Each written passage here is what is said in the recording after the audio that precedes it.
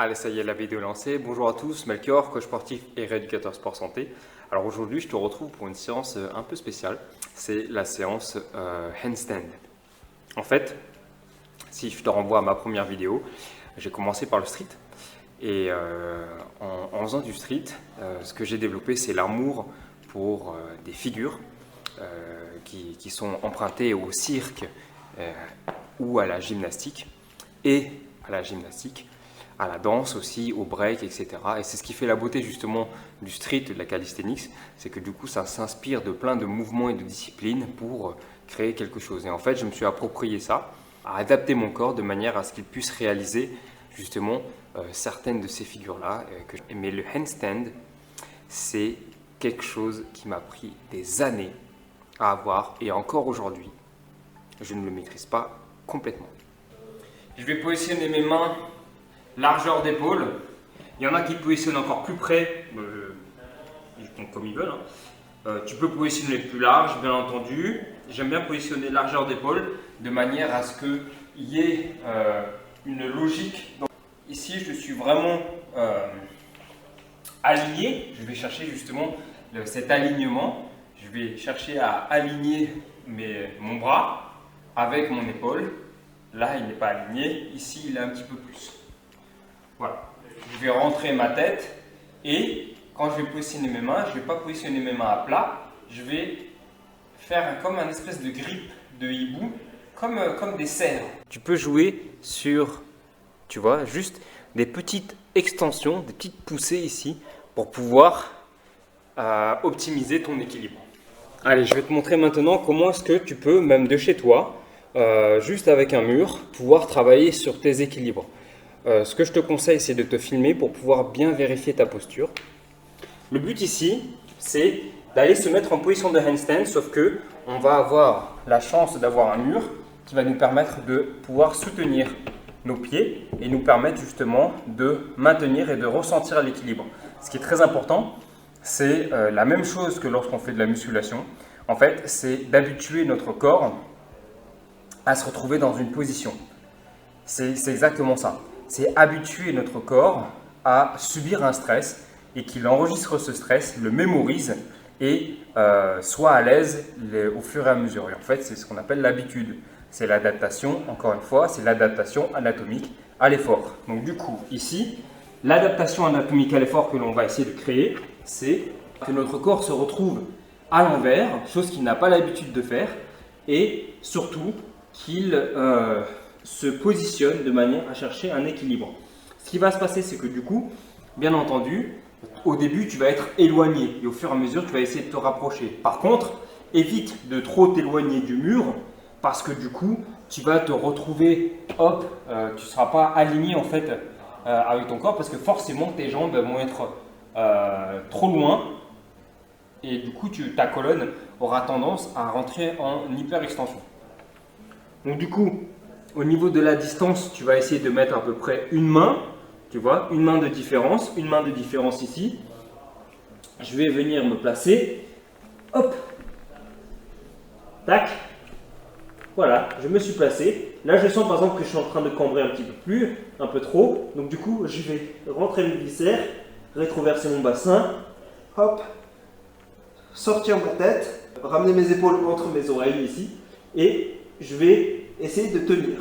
Au fur et à mesure où tu es à l'aise, tu vas essayer de, hop, tu vois, te mettre sur un pied, te mettre sur l'autre, essayer de ressentir l'équilibre. Hop. Alors, quelque chose de très important, et tu peux t'entraîner contre un mur, c'est d'avoir le coude ici en extension. Il ne doit pas être plié, il doit être en extension. Parce que si tu plies, mais que tu n'as pas la force au niveau des triceps nécessaires, ce qui va se passer, c'est que ton corps, vu qu'il va être en force, au bout d'un moment, il va commencer à s'asphyxier, tu vas perdre de la force, et donc du coup, qu'est-ce qui va se passer? Tu vas tomber.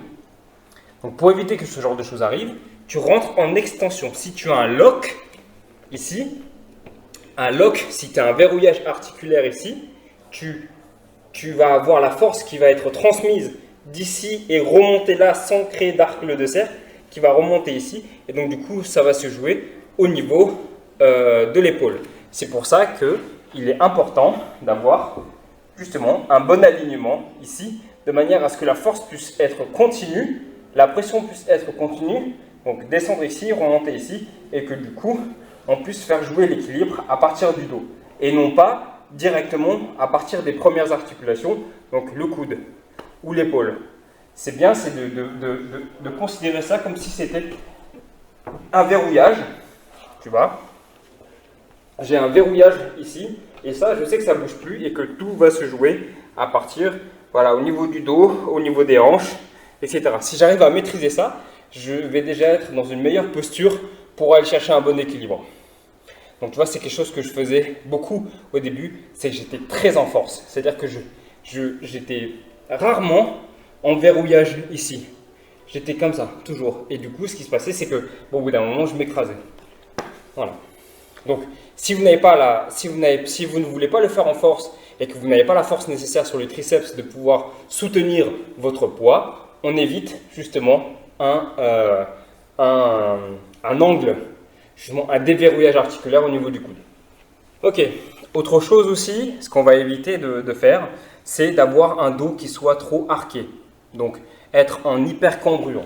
J'entends par là que vous avez le dos qui va être complètement cambré comme ceci, parce que soit vous n'avez pas la mobilité là, comme je parlais au début, et donc du coup, ce qui va se passer, c'est que vos jambes elles vont partir devant pour compenser le manque d'équilibre, ce qui fait que du coup, vous allez avoir un dos qui sera arqué. Donc, potentiellement, un risque de trauma au niveau de la colonne, ou même les muscles stabilisateurs autour qui ne seront pas assez forts pour supporter la tension qui sera mise sur eux. Donc, à moins que vous ayez, vous pouvez le faire, hein. Ce type de handstand c'est possible à faire, mais il faut la condition physique nécessaire pour pouvoir le faire sans risque. Donc l'idéal, ce serait d'être en fait face au mur. J'entends par ici, c'est-à-dire commencer. Donc on va partir en roue. Hop. Commencer ici.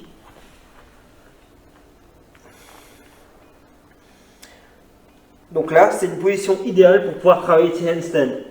Mais ça demande à ce que vous soyez à l'aise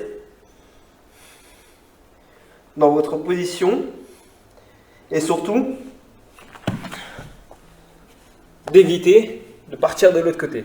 Mais ça, c'est une très bonne position pour travailler ces handstands de manière efficace et être sûr que notre dos ne soit pas arqué. Justement. Au niveau de la position du handstand, on est aligné ici. Vous avez le ventre qui est rentré, rétroversion du bassin, donc c'est-à-dire que j'aspire le bassin. En fait, je vais effectuer une rotation hop, du bassin ici, rentrer mon ventre, de manière à venir chercher un alignement. Ok, du coup, là, vous avez toutes les explications. Ça fait beaucoup de choses, ça fait 1 milliard de trucs à penser en même temps. Donc, essayez d'intégrer ces informations et au fur et à mesure, vous travaillez par exemple en disant bon, cette séance, je vais travailler spécifiquement sur la position de mon dos. Cette séance, je vais travailler spécifiquement sur la rétroversion du bassin ici et rentrer mes viscères pour bien sentir mon transverse travailler, tu vois. Éviter d'avoir le ventre qui ressort et être cambré avec le ventre qui ressort, justement, rétroverser le bassin et rentrer. Donc tu vois, ça peut être des objectifs qu'on se donne au fur et à mesure des séances. Ça peut être aussi travailler la mobilité d'épaule, d'éviter d'avoir une épaule qui soit loquée ici, mais travailler là, tu vois, essayer de travailler dessus. Donc c'est plein de choses, c'est plein de petites étapes qu'il faut essayer de faire pour éviter les erreurs que j'ai pu faire auparavant et justement d'optimiser son handstand, de pouvoir appeler ça un équilibre et non plus une figure simplement que de force. Voilà. Mais très important, ne pas oublier de s'amuser également, comme j'aime faire sur cette séance. Extrait.